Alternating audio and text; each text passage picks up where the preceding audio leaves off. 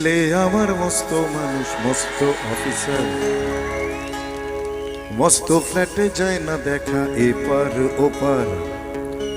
নানান রকম জিনিস আর আসবাব দামি দামি, সবচেয়ে কম দামি ছিলাম একমাত্র আমি।